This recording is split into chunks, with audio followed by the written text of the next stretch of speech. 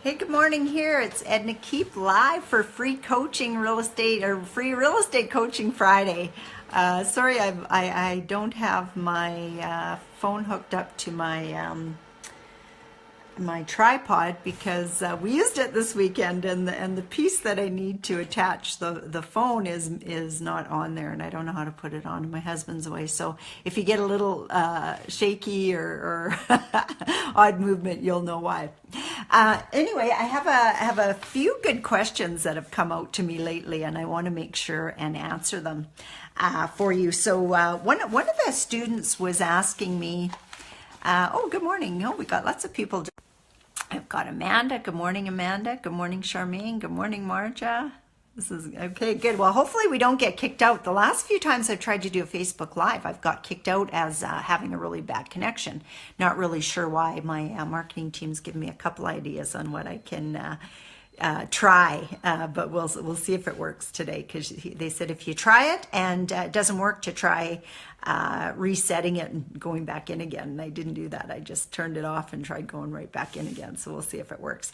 Anyway, one of the questions that I have from one of the students, and thanks a lot, Rob, for asking this, says, do investors like older properties with higher returns or a newer property with less maintenance? And my answer for that is it depends. We started out really liking the cash flow that we were able to get from the older buildings. Now, with that said, depending what kind of shape your building is in, you could have a lot of repairs and maintenance. So really, really watch for that and budget for it. Because if you budget for it and know that that those kind of costs are going to come up, then you can plan for it. You can know that the money's there. If the cash flow is good enough, then it's going to cover it. Now, with that said, we have recently purchased a couple of brand new apartments out in Moosomin and Rocanville, and they're really sweet because there won't be any maintenance for a long time. They're only a couple years old, and they're all built just like condos, so they got their own washer and dryers and heat sources and all that in there, and that's really nice too. So we just expect that you're going to pay a higher price. You'll probably also get a little bit more rent. So really it all depends on your numbers, and it depends on you. What kind of team do you have to be able to do that kind of stuff? I know a lot of investors buy stuff that they particularly buy it because they can appreciate the value of it by doing the work.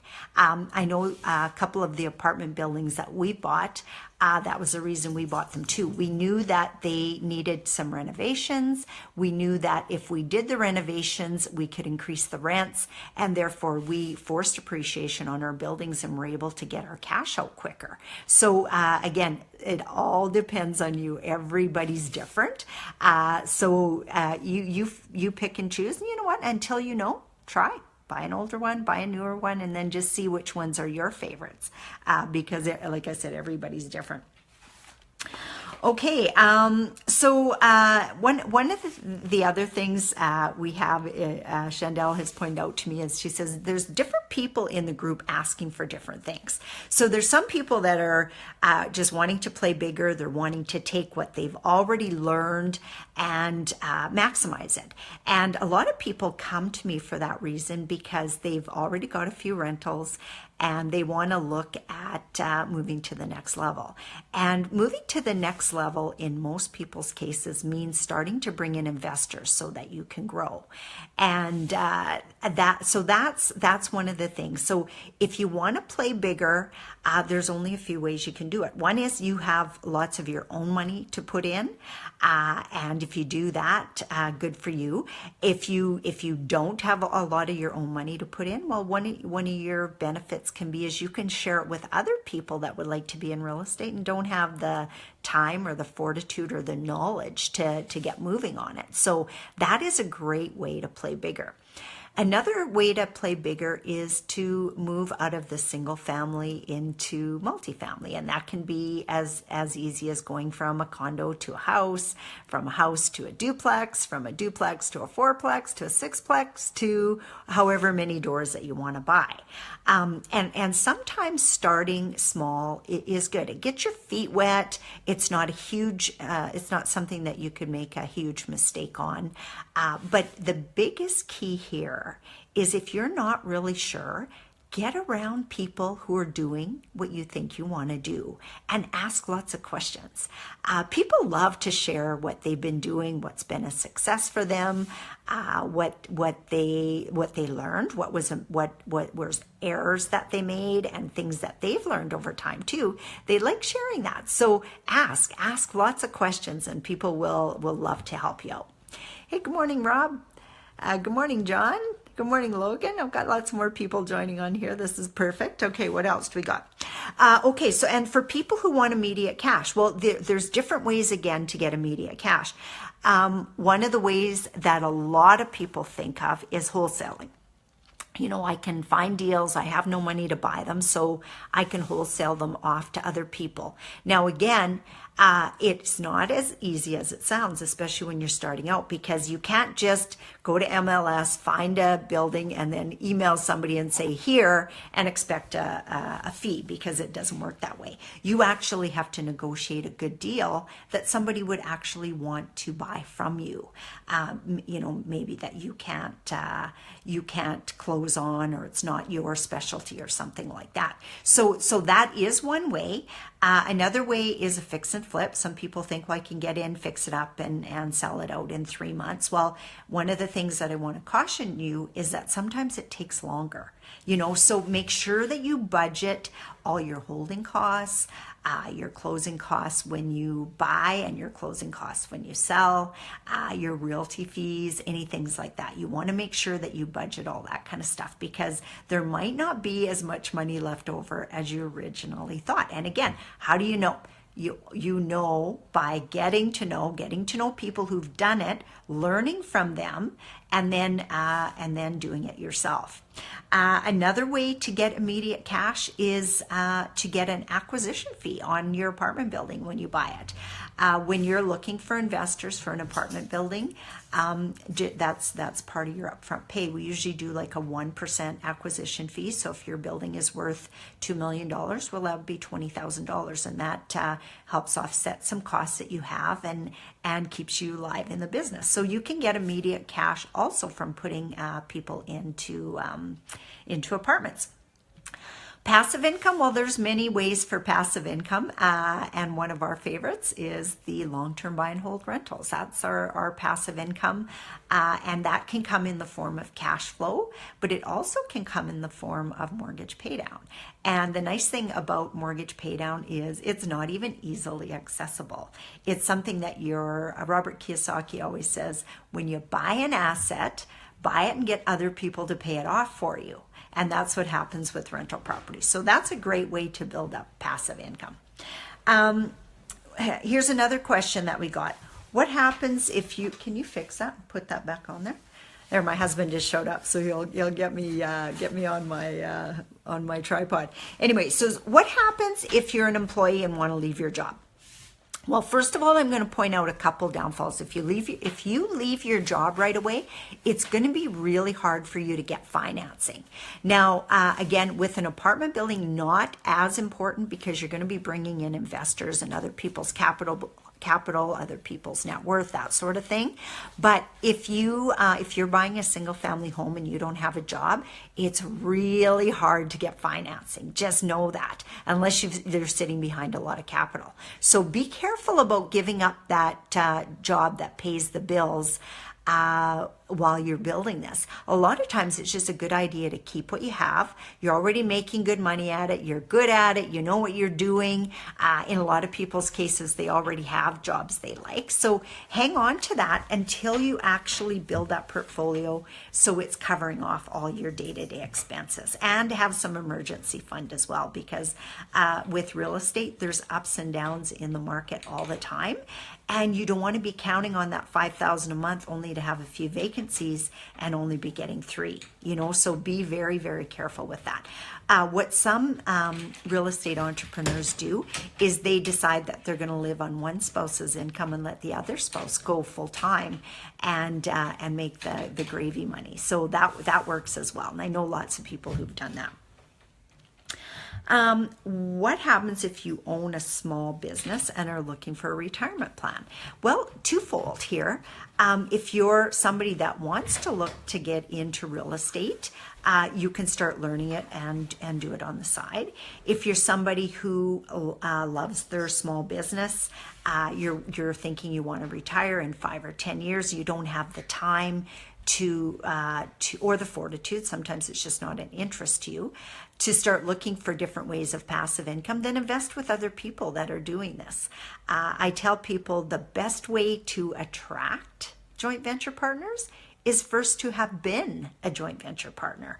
When we first started out, we were joint venture partners. We were kind of the silent joint venture partner, if you know what I mean. We learned as we went, but we were not the ones making all the decisions. It's a great way to get started. If you joint venture with people who are already doing what you want to do and you go along for the ride, you get to learn and you get to sit on both sides of the table so that when you're in the investor, you know what you want. You want regular communication, you want your cash flow paid consistently, and if there's things going wrong, you want to be advised about it. So when you sit on this side of the fence and then after a while you're on the other side of the fence, you can understand what the real estate investor is going through when they're saying, okay, how come I'm not getting my cash flow check, or how come I'm not getting reports on time?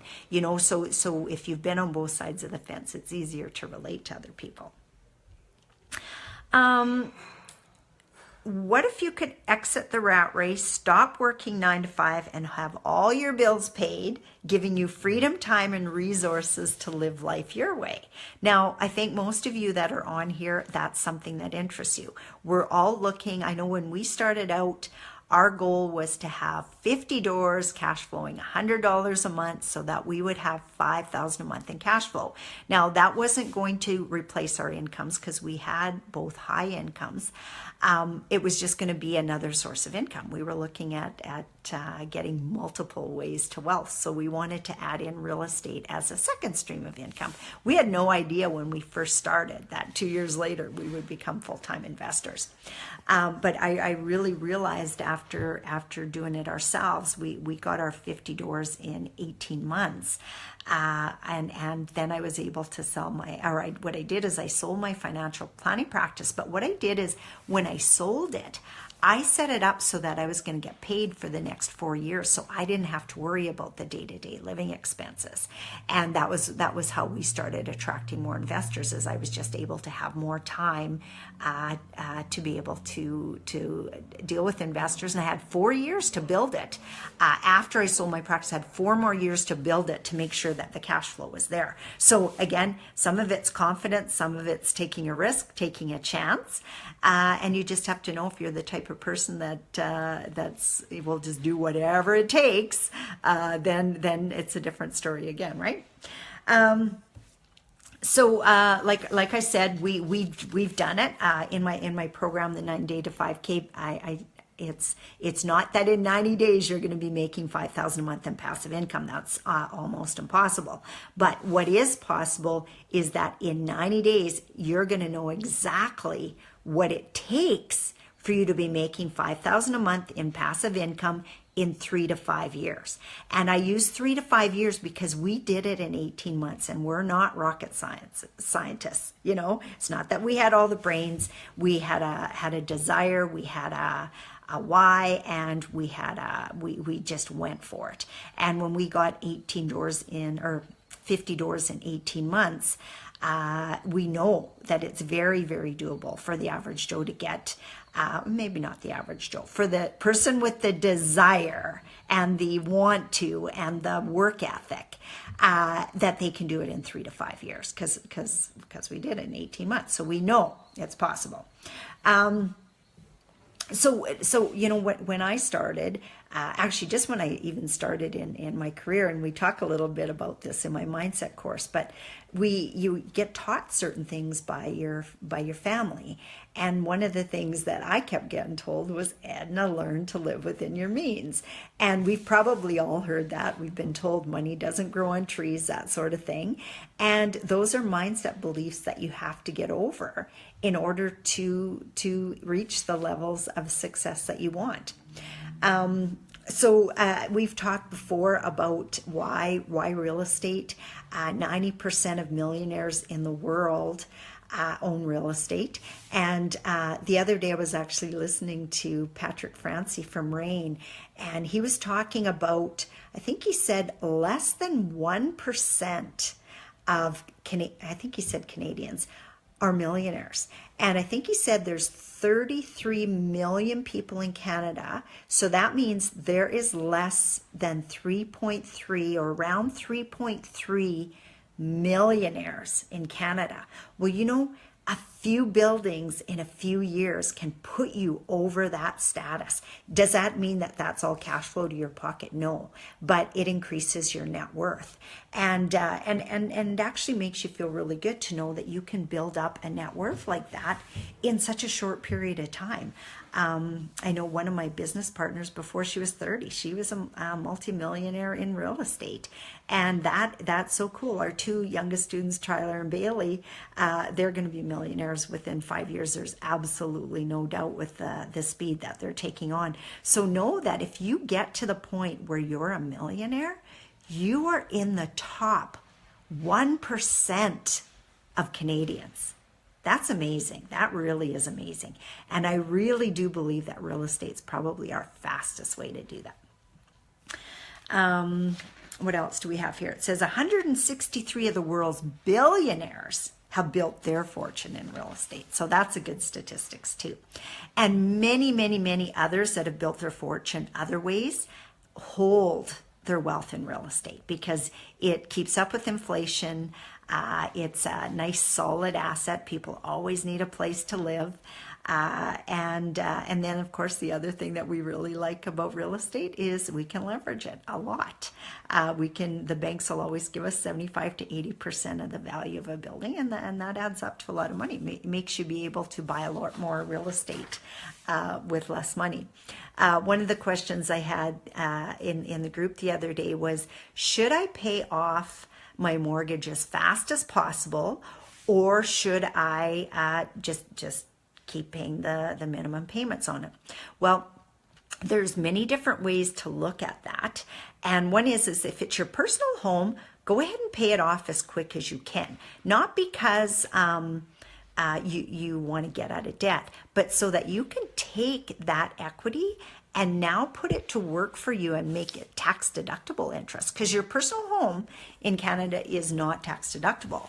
But if you pay down $100,000 on your home and take it out and put it into an investment property, well, then it's tax deductible debt. And like Robert Kiyosaki says, you now have somebody else paying for that asset. So one of the things that I like to teach people is, say you got a $500,000 house today and your mortgage is paid off. Take $100,000 out of it and buy another house, or maybe two, because just the appreciation in that property.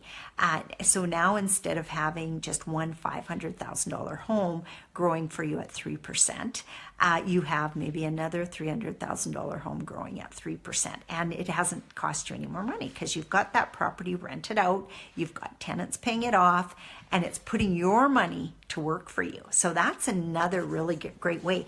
And you don't need 50 doors to make a difference in your life. One door paid off in when you go to retire is huge, because what you want to look at is if you can pay off that mortgage, and that's another strategy, pay off that mortgage as quick as possible. You're only going to ever own one or two or three doors. Well, then that money all comes to you as straight cash flow after your mortgage is paid off. Now, you're still going to have your expenses.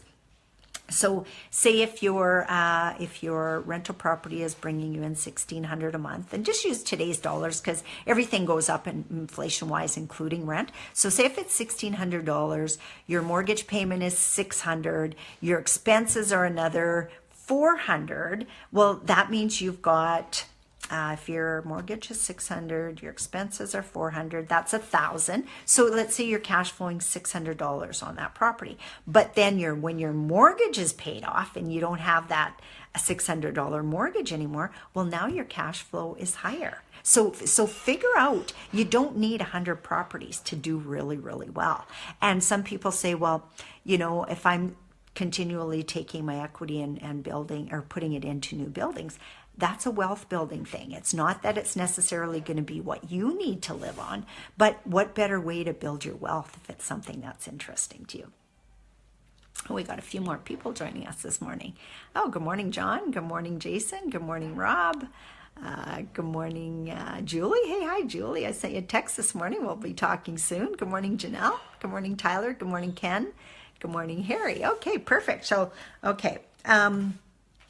I'm just going to kind of see what we have for time. With real estate, I always want to remind people that it's not a get-rich-quick scheme. It takes time. It takes time to build your reputation so that you can attract investors. Sometimes you have to present to many, many people before you attract that investors. Part of it is just getting better at presenting yourself. And this is an analogy I use quite often in my mastermind group. If you present to 100 people over 3 years, you're definitely going to be better at presenting than when you started out, right? Now, what if you could present to 100 people in 6 months? That just cuts some time off of you getting better. It's going to take you a certain amount of practice, a certain amount of questions that you get from your potential investors to be able to answer them, and it's just going to take some time. So that time frame's up to you. If you do one presentation a month, it's going to take you many months to get better and better and better. So practice. Get out there, practice. The more people you share your message with, the more chance you have of building that portfolio quicker. If you sit on your couch and think that investors are going to come to you, wrong. It does not work that way. You have to be proactive in building your business. If that's not something you can do, then stick with your job because it's not easy. Is it doable? Yes. Is it simple? Yes. But it's as easy to sit on the couch as to get up and do something. So you have to make that decision yourself.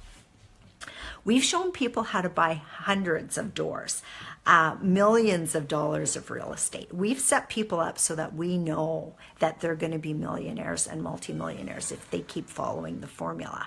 It's just happened so many times. Will people screw up? Will people lose money? Absolutely, they will. There's no ways around it. You're going to, which is why you don't want to spend every cent that you're making from your cash flowing properties. You want to put some aside. You want to save some. You want to get your investors paid out as quickly as possible so that you can start sharing in cash flow, different stuff like that.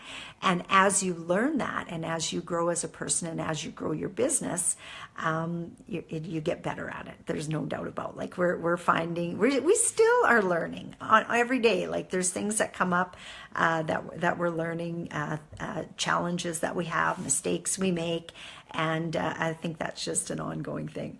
Oh, good morning, Harry. Harry says, creating money, generating vehicles, and buy a new RV or boat and have a rental to pay for it. Exactly right. Yes.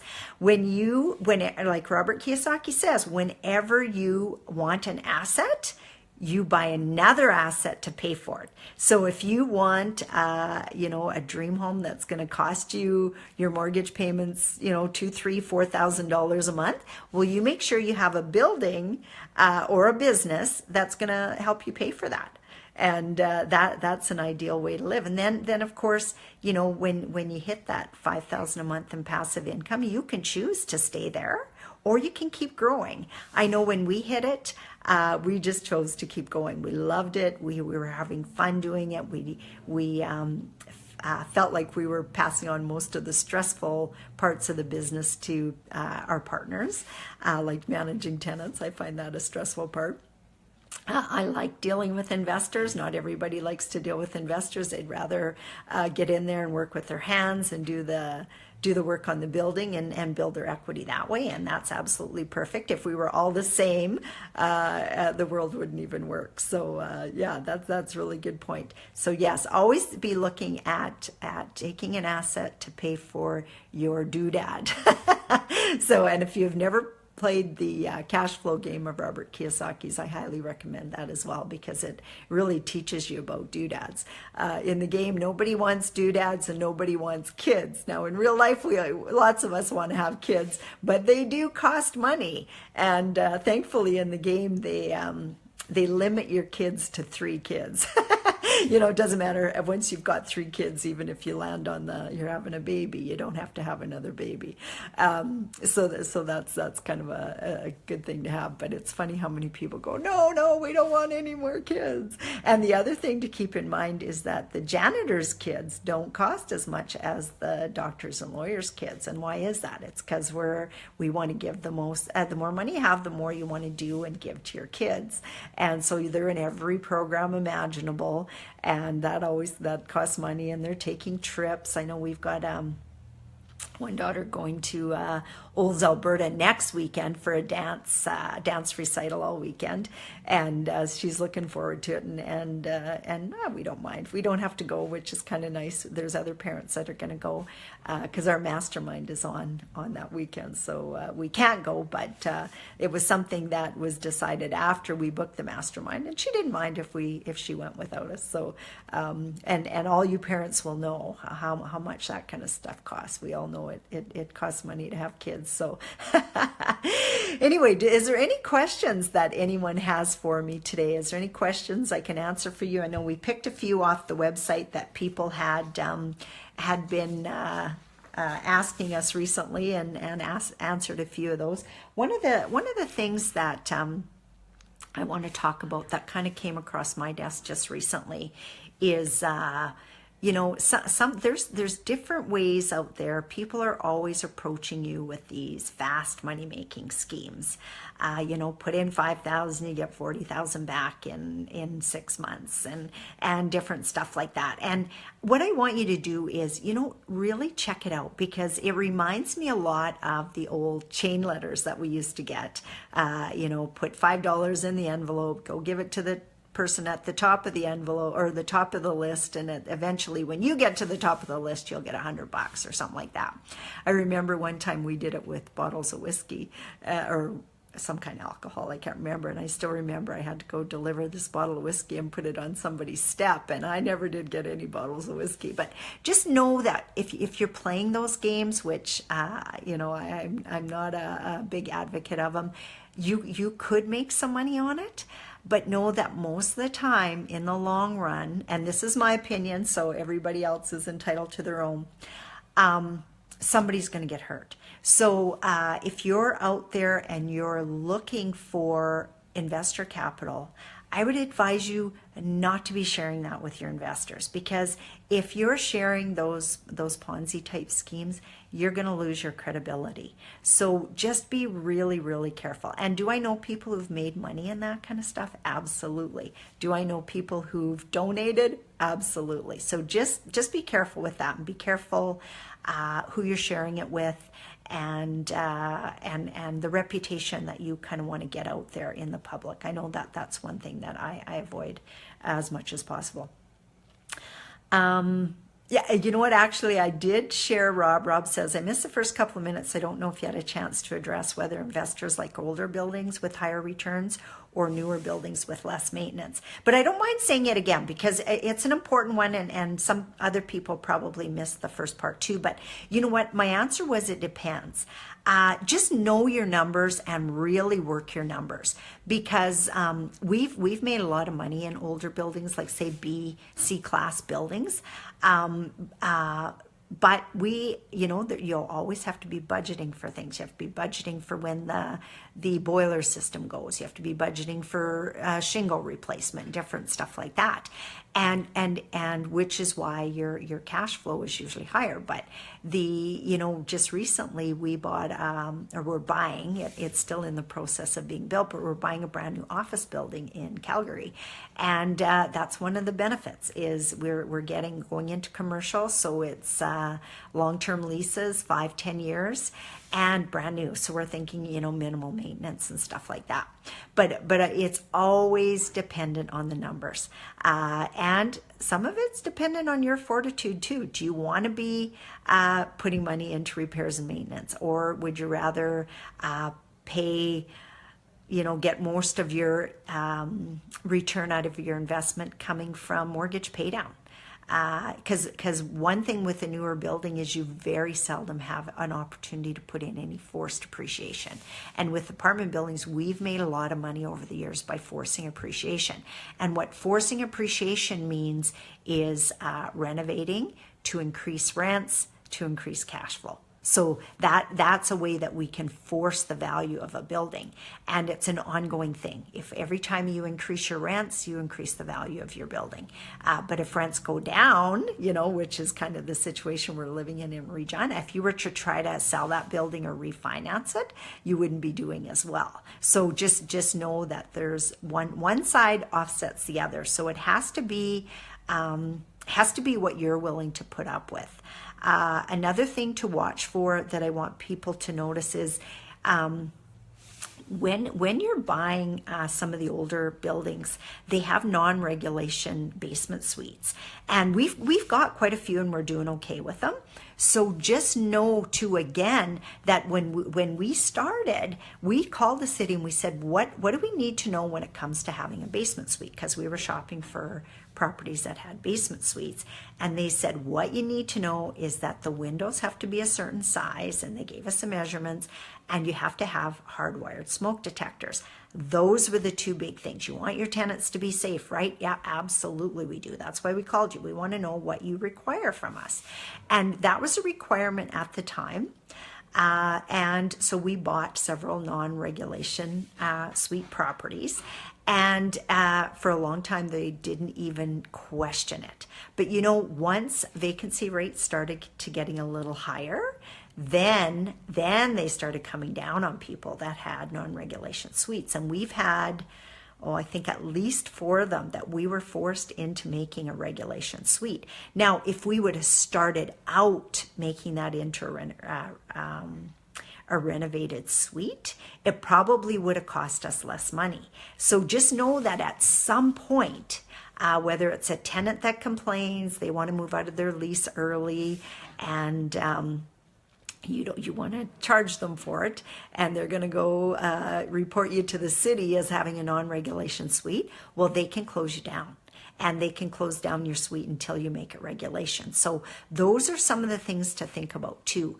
And not to say you can't buy them and make them work, you can, but just know that if the city decides to come down on you, and we've probably got, 12, 14 houses like that where they're non-regulation suites, and out of that there's been 4 that we've been forced into making them into regulation suites. So there's definitely costs involved in that. Now, the nice thing about having a regulation suite or newer properties, if you're putting suites into them, they have to be regulation.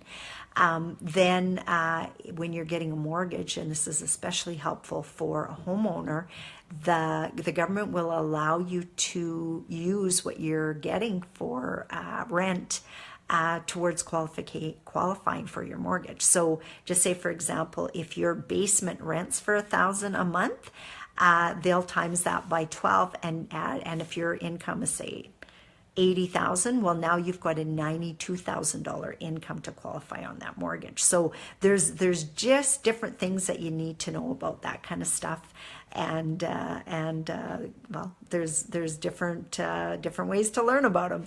One of them is by hanging around people who are already doing what you want to do. Ken has asked me, what's an ideal cap rate and how much emphasis do you factor that in? You know what? Don't get hung up on cap rates.